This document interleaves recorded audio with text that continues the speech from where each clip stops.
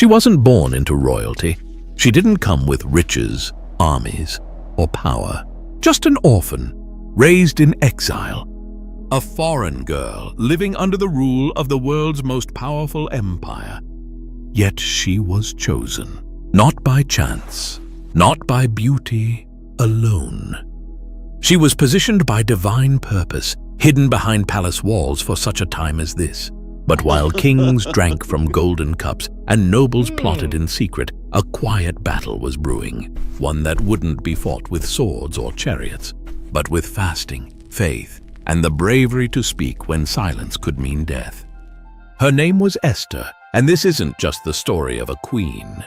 It's the story of how God saved a people through the most unlikely of heroes. In the days of King Xerxes, who ruled over 127 provinces from India to Ethiopia, his power stretched across the known world. From his throne in Susa, he reigned with absolute authority. To display his greatness, Xerxes held a lavish feast for 180 days, inviting nobles, princes, and military leaders from across the empire. Gold goblets and royal wine flowed freely. When those 6 months ended, the king opened the palace gates to everyone in Susa, hosting a 7-day banquet in the garden courtyard. Wine was served generously, with no restrictions. Meanwhile, Queen Vashti hosted a separate feast for the women inside the palace. But on the 7th day, when the king was merry with wine, he made a prideful demand: that Queen Vashti be brought before the guests wearing her royal crown so they could admire her beauty. Vashti refused. She would not parade herself before a drunken crowd. The king's pride was wounded. His own queen had publicly defied him. Enraged and humiliated, Xerxes turned to his wise men. One advisor, Memucan, warned that her defiance would spread. He said, "All women will hear of this and dishonor their husbands." They urged the king to remove Vashti and issue a decree throughout the empire that every man should rule his own household. The king agreed. A royal edict was sent to every province in every language, and Queen Vashti was dethroned. But little did they know, God's unseen hand had just begun to move. As time passed, King Xerxes' anger faded, and he began to reflect on Queen Vashti, her beauty, her bold defiance, and the decree that banished her. Though the law could not be undone, her absence lingered. Sensing the king's mood, his advisors proposed a solution. Let beautiful young virgins be brought from every province. After beauty treatments, the king can choose a new queen to replace Vashti. The king agreed. Messengers were sent across all 127 provinces, and young women were gathered from every corner of the empire, from India to Ethiopia. Among them was Hadassah, known by her Persian name Esther, a young Jewish orphan raised by her cousin Mordecai, a Jew living in Susa. He had taught her to fear God and keep her identity hidden in a foreign land. Esther was taken to the palace and placed under Haggai, the keeper of the women. Immediately, she stood out, not by demanding luxury, but through humility and grace. God gave her favor in everyone's eyes, especially Haggai's. For 12 months, Esther, like all the women, was prepared for her one appearance before the king. When her time came, she entered the king's presence with quiet dignity and strength. And when Xerxes saw her, he was captivated. The king loved Esther more than all the other women. She won his favor, and he placed the royal crown on her head, making her queen in place of Vashti. A royal banquet was held in her honor, a holiday was proclaimed, and gifts were sent across the empire. But no one knew she was a Jew. No one knew God had just placed his servant in the palace, not to be served, but to stand in the gap for his people. Esther continued to live quietly in the king's house, still following the instructions of Mordecai, just as she had when he raised her as a child. Mordecai, meanwhile, spent his days at the king's gate, a place where the city's business was conducted and where royal officials and servants gathered. Though he was no nobleman, God had placed him there with purpose. One day, as Mordecai sat in his usual place, he overheard something chilling. Two of the king's eunuchs, Bigthan and Teresh, who guarded the entrance to the palace, were speaking in hushed, angry tones. Their voices low but full of resentment, they plotted to assassinate King Xerxes. What they intended was treason, the murder of the most powerful man in the world. Mordecai didn't hesitate. He sent word immediately to Queen Esther, who now had direct access to the king. Esther relayed the warning to Xerxes, clearly stating that the information came from Mordecai. An investigation was launched. The matter was examined thoroughly, and the truth was uncovered. The two guards were guilty. They had indeed conspired against the king, and by Persian law, the punishment for such betrayal was swift and brutal. They were hanged on the gallows. The king's life was spared, but the moment passed without fanfare.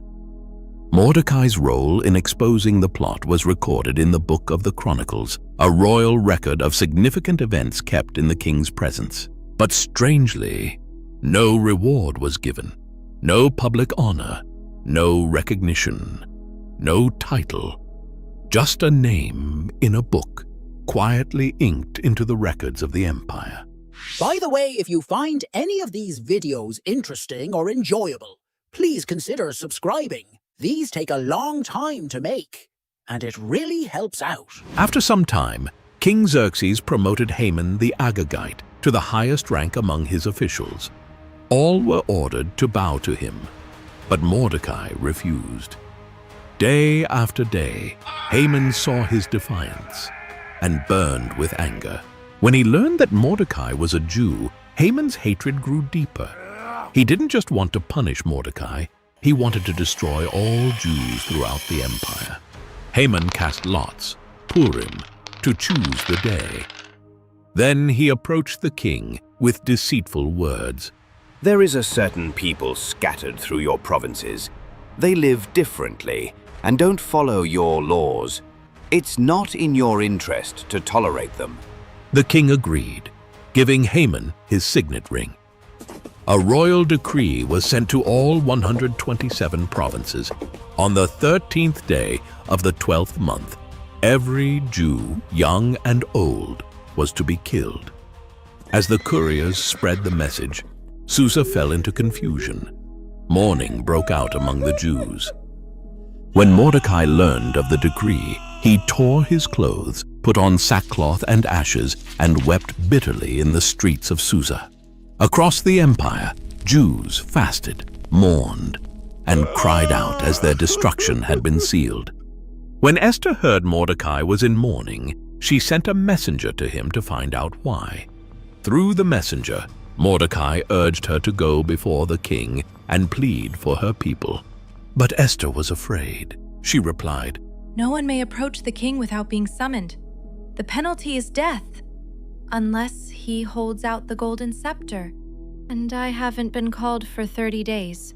Mordecai's answer to the messenger was bold. Do not think you will escape in the palace. If you stay silent, deliverance will come from somewhere else, but you and your family will perish. And who knows? Perhaps you were made queen for such a time as this." Esther's fear gave way to faith. She replied, Go, gather all the Jews in Susa, fast for me for 3 days. I will go to the king, even if it costs me my life. If I perish, I perish. On the third day, dressed in her royal robes, Esther courageously entered the inner court of the palace. The king saw her standing there and extended the golden scepter toward her. With relief and hope, Esther touched the tip of the scepter. Then the king asked warmly, "What is your request, Queen Esther? Even up to half the kingdom, it will be granted." Esther replied, If it pleases the king, come to a banquet I have prepared for you and Haman. The king smiled, intrigued by her invitation, and readily agreed. And both he and Haman attended Esther's banquet. Yet, throughout the meal, Esther did not speak of her petition. Instead, she observed the king closely, her eyes searching for the right moment. Before the meal ended, Esther extended another invitation. Please come again tomorrow, and then I will share my true request. The king's interest deepened, and Haman's curiosity grew, both eager and uncertain about what Esther's plea might be. That night, King Xerxes lay awake, restless and troubled. Nothing could soothe his mind, not the royal wine, nor the comforts of his palace. Desperate for distraction, he ordered his servants to bring the book of the Chronicles, the official record of the kingdom's events. As the scribes read, the king's eyes caught a long-forgotten entry: Mordecai's name. The record told how Mordecai had uncovered a plot against the king's life, an act of loyalty that had saved Xerxes from assassination. But despite the gravity of this deed, Mordecai had never been rewarded. Deeply moved, Xerxes asked his advisors, what honor or recognition has been given to Mordecai for this? The advisor replied, nothing has been done for him. The king sat in thoughtful silence. How could such loyalty go unrewarded? At that very moment, Haman entered the palace, intending to ask the king for permission to hang Mordecai on a gallows he had built. But before he could speak, the king summoned him in. Haman, the king said, what should be done for the man the king delights to honor? Puffed up with arrogance, Haman imagined the king meant him. He responded with a detailed plan. Let the man be clothed in the king's royal robes, which the king himself has worn. Let a royal crown be placed on his head, and let him be led on the king's own horse through the city streets. A noble official should ride before him, proclaiming, "This is what is done for the man the king delights to honor." The king smiled and said, Go at once! Do everything you have suggested for Mordecai the Jew, who sits at the king's gate.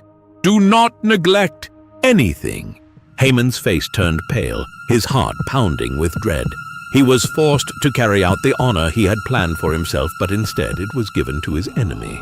Humbled and bitter, Haman led Mordecai through the city streets, proclaiming his honor just as he had described. When he returned home, his spirit was crushed. He told his wife and friends everything that had happened, his anger and humiliation clear. They warned him, if Mordecai is of Jewish origin, you will not stand against him. You will surely come to ruin. And so Haman's plot to destroy the Jews grew darker, but his pride had already been wounded by the king's unexpected favor toward Mordecai. At the second banquet Esther had prepared, the king and Haman took their seats once again beside the queen. King Xerxes looked at her intently and asked once more, What is your request, Queen Esther? Speak, for your wish shall be granted, even to half the kingdom. With courage and conviction, Esther spoke her heart. If I have found favor in your sight, O king, and if it pleases you, grant me my life. This is my petition, and spare my people. This is my request. The king's expression shifted, a flash of shock crossing his face. Esther continued, For we have been sold, distressed, I and my people, to be destroyed, killed, and annihilated. Had we merely been sold as slaves and servants, I would have kept silent, for no such distress would justify troubling the king. The king's face darkened in shock and anger. He demanded, Who is he, and where is the man who would dare do such a thing? Esther pointed to Haman, saying, The adversary and enemy is this wicked man. Enraged beyond measure, King Xerxes rose and left the banquet hall to cool his fury. Meanwhile, Haman was terrified. Seeing the king's anger and realizing his plot had been exposed, he rushed to beg Esther for mercy. In desperation, he fell on the couch where Esther was reclining. He clung to her, pleading for his life. At that moment, King Xerxes returned suddenly. He saw Haman clinging to Esther and shouted, Will he even assault the queen while I am in the house? The king's guards seized Haman, and he was swiftly led away and hanged on the very gallows he had prepared for Mordecai. Thus, The plans of the wicked were overturned in a single moment, and justice was served. After Haman was hanged, King Xerxes gave his entire estate to Queen Esther. She, in turn, appointed Mordecai over it.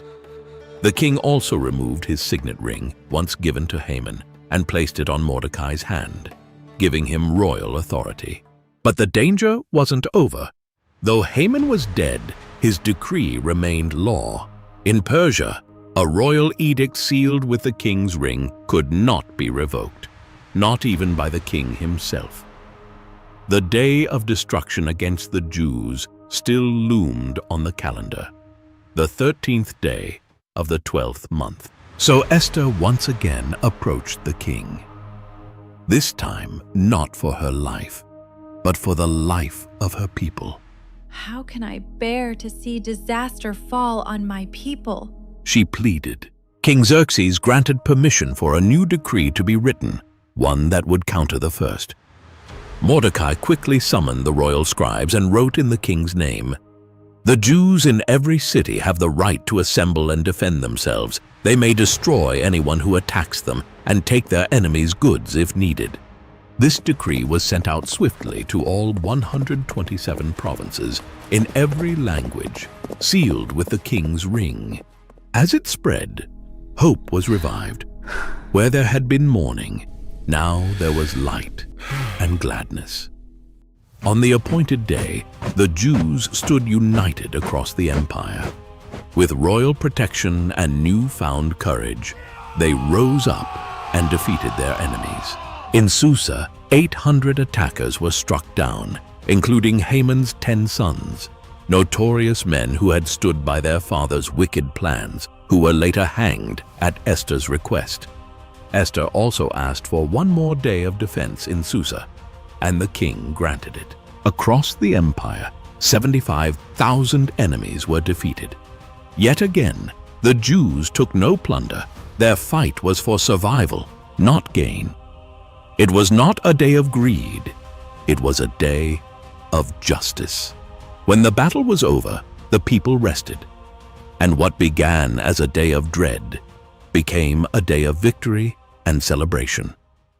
To remember their deliverance, the Jews established a yearly celebration called Purim, named after the lots Haman had cast to plan their destruction, now a symbol of God's reversal.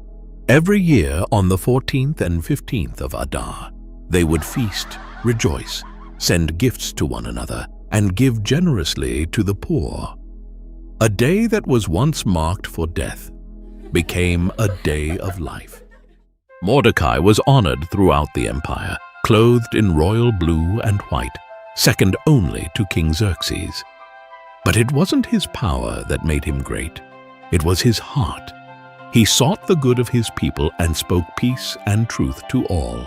And though God's name is never mentioned in the entire book of Esther, his fingerprints are everywhere. In every twist, every risk, every rescue. What was meant for destruction, God used for salvation. The story of Esther reminds us, even when God seems silent, he is never absent. Even when the odds are against us, he is already at work. Perhaps you too are where you are for such a time as this, not by accident, not unseen, but chosen, positioned, and called. Because the God who reversed the fate of a nation still writes stories of redemption today, and yours could be next. If you haven't subscribed yet, please don't forget to do so. It really helps us continue providing you with amazing videos like this.